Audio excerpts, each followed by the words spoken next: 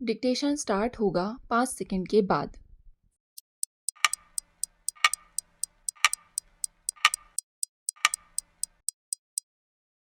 उपाध्यक्ष महोदय, इस सदन को स्मरण होगा कि मैंने 26 अगस्त 1996 को व्यापक परमाणु परीक्षण प्रतिबंध संधि (CTBT) के बारे में स्वतः एक वक्तव्य दिया था, जिसमें मैंने जेनेवा में हुए घटनाक्रमों के बारे में अपने मूल्यांकन और न्यूयॉर्क में महासभा में हुई चर्चाओं के दौरान अपनाए गए अपने दृष्टिकोण की रूपरेखा बताई थी। जो चर्चा हुई वह इस अर्थ में काफ़ी उत्साहवर्धक थी कि इसमें एक ऐसे विषय पर राष्ट्रीय आम सहमति बनी जिसे सरकार बहुत ही राष्ट्रीय महत्व का समझती है। राष्ट्रीय सहमति की शक्ति इस सरकार की चर्चा में तथा उस कार्रवाई में परिलक्षित होती है जो न्यूयॉर्क में हुई चर्चा के दौरान बनी। आज मैं आपकी अनुमति से न्यूयॉर्क में संयुक्त राष्ट्र महासभा के पुनः शुरू किए गए 50वें सत्र में जो घटनाएं हुईं उनके बारे में इस माननीय सभा को संक्षेप में बताना चाहता हूँ। जैसा कि माननीय सदस्यों को विदित है, हमने जिनेवा में निरस्त्रीकरण सम्मेलन में CTBT के प्रारूप पाठ पर आम सहमति पर रोक लगा रखी थी, क्योंकि इसके सभी पहलुओं पर समस्त देशों का अधिदेश प्राप्त नहीं था। एक व्यापक संधि नहीं है, क्योंकि यह परमाणु अस्त्र संपन्न राष्ट्रों को गैर विस्फोटक प्रौद्योगिकियों का प्रयोग करते हुए अपने परमाणु हथियार संबंधी अनुसंधान और विकास कार्य जारी रखने की अनुमति देती है।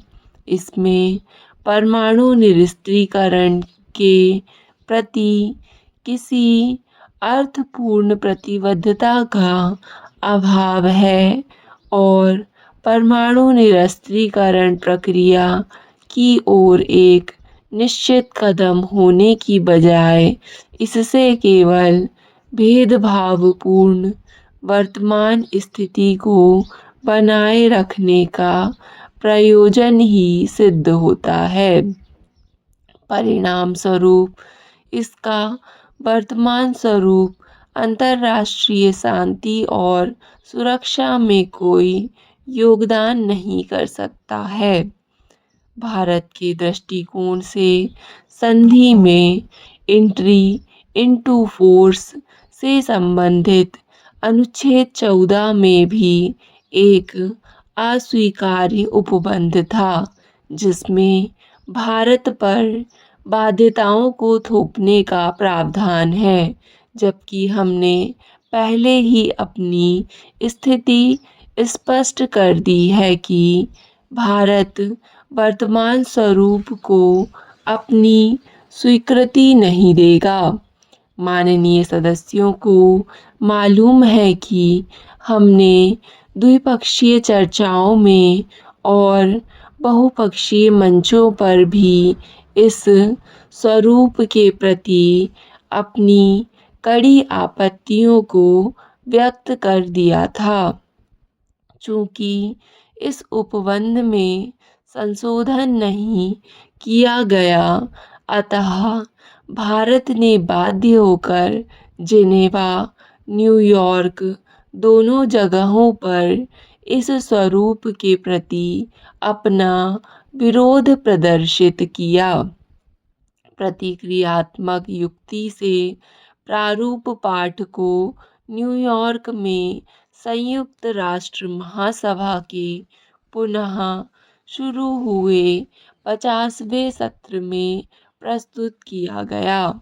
हमने यह बात संयुक्त राष्ट्र महासभा के अध्यक्ष तथा अन्य शिष्टमंडलों को स्पष्ट कर दी कि इस तरह का रवैया इस तथ्य की अनदेखी करता है कि मौजूदा पाठ पर सहमति नहीं है जो निरस्त्रीकरण सम्मेलन को दिए गए शासनादेश की पूर्ति नहीं करता है।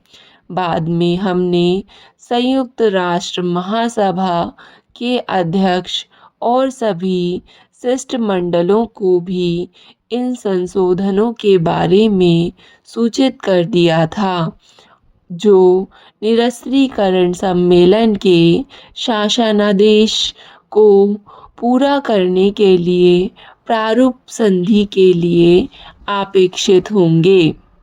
उपाध्यक्ष महोदय, माननीय सदस्यों को ज्ञात है कि हमने अपने संशोधनों में इस प्रतिबद्धता की मांग की है कि परमाणु निरस्त्रीकरण एक समयबद्ध कार्यक्रम के भीतर किया जाए और वास्तव में एक ऐसी व्यापक संधि हो जिससे सभी राष्ट्र प्रतिबद्ध हों कि वे परमाणु हथियारों के विकास, परिशोधन और गुणात्मक सुधार करने से संबंधित किसी भी प्रकार की गतिविधियों से दूर रहेंगे।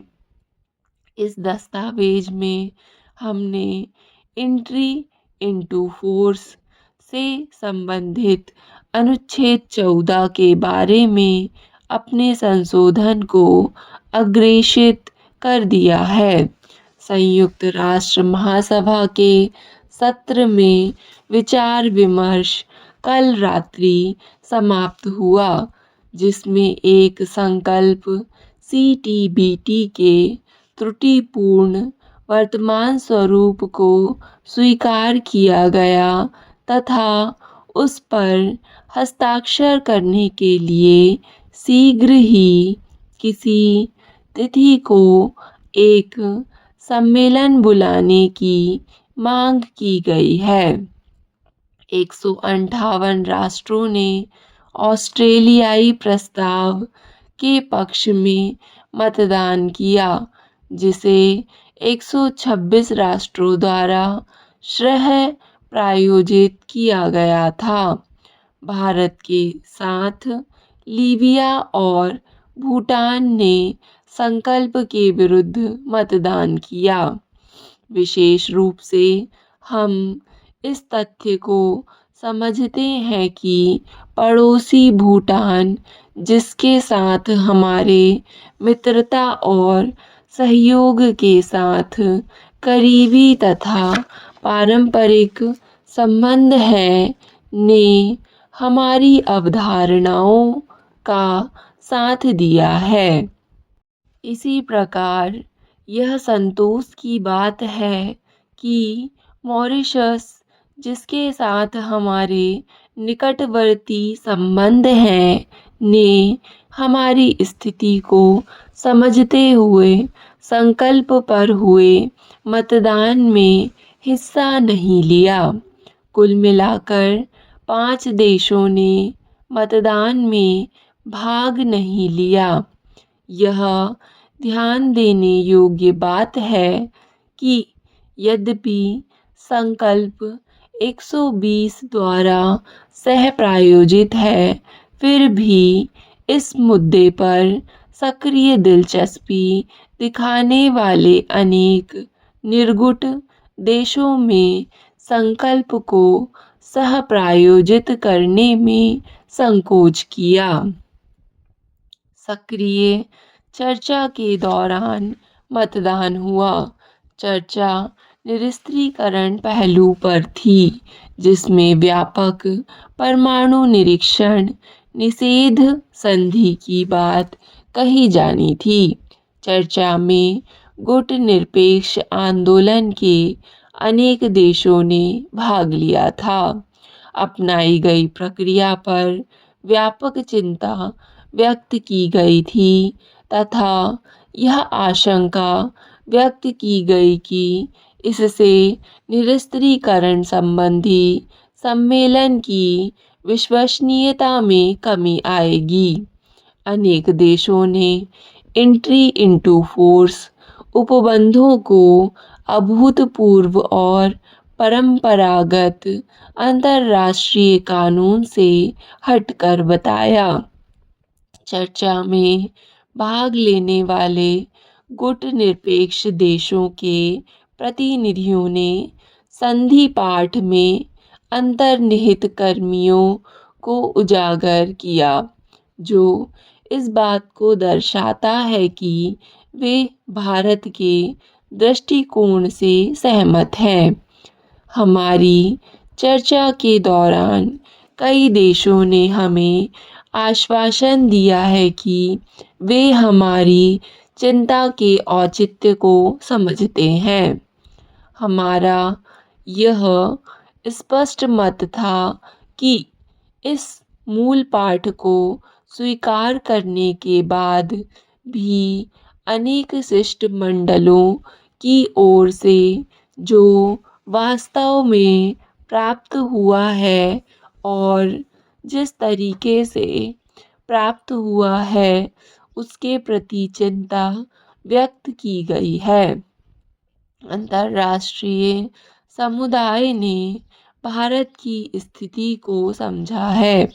अपने प्रस्ताव के तर्क की व्याख्या की दृष्टि से सरकार ने सभी मित्र देशों के साथ बातचीत करने के लिए आवश्यक कदम उठाए हैं। हमें विश्वास है कि अंतर्राष्ट्रीय समुदाय ने भारत की स्थिति को समझा है। स्टॉप। डिक्टेशन पसंद आए तो वीडियो को लाइक तथा चैनल को सब्सक्राइब ज़रूर करें। धन्यवाद।